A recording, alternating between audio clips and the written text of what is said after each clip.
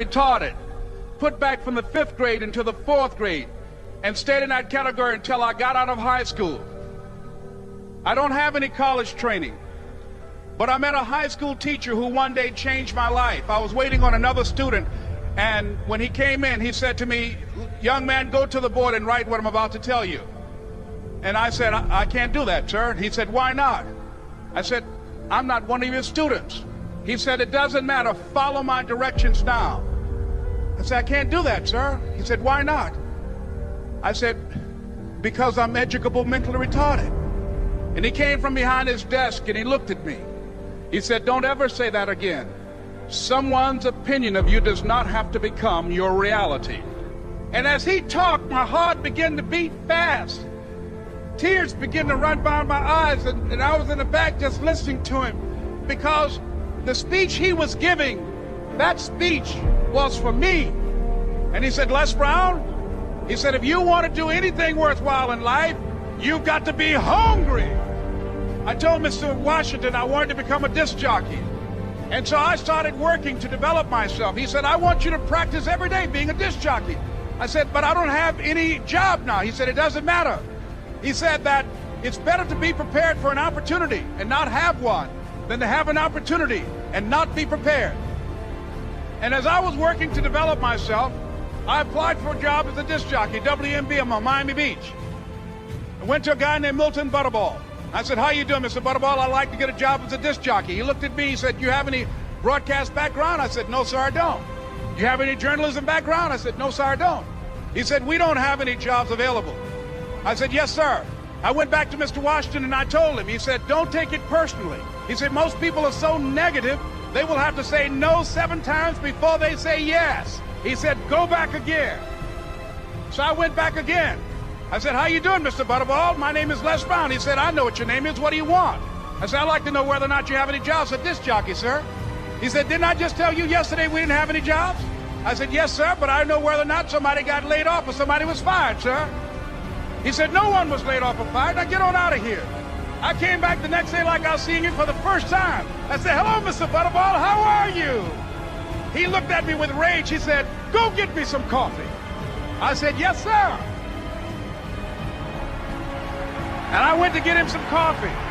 After a while, I would get their lunch and dinner, and I would go in the control rooms and take the disc jockeys their food, and I would not leave until they would ask me to leave. One Saturday afternoon, while I was at the radio station, a guy named Rock was drinking while he was on the air.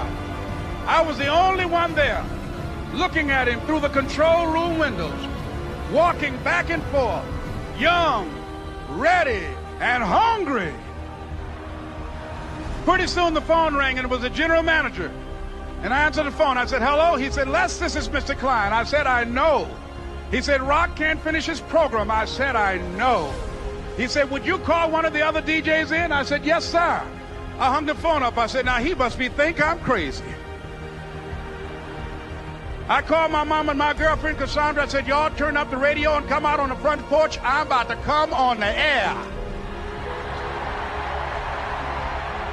I waited for about 20 minutes, and I called him back. I said, "Mr. Klein, I can't find nobody." He said, "Young boy, do you know how to work the controls?" I said, "Yes, sir." He said, "Go in there and don't say nothing here." I said, "Yes, sir." I couldn't wait to get behind those controls. I put on an old Stevie Wonder record called Fingertips. I sat down behind that turntable. I said, "Look out, this is me, LB Triple P. Les Brown, your platter playing papa. There were none before me, and there will be none after me. Therefore, that makes me the one and only. Young and single and love to mingle, certified, bona fide, indubitably qualified to bring you satisfaction, a whole lot of action. Look out, baby, I'm your love man." I was hungry. I was hungry. You gotta be hungry. Begin to know that you have greatness within you.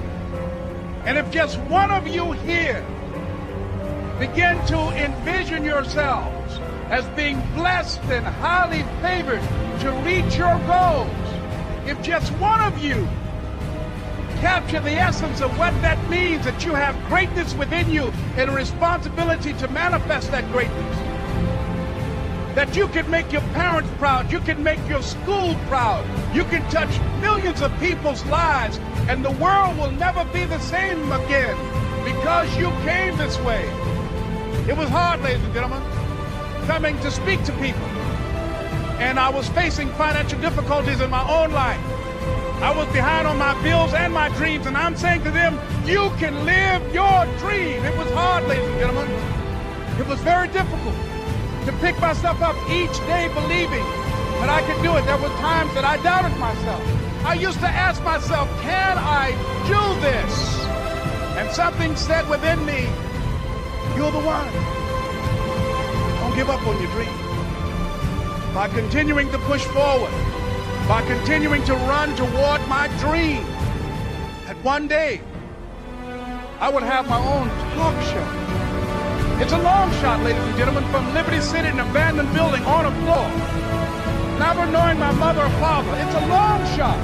Being here with you today in this dome in Atlanta, it's a long shot.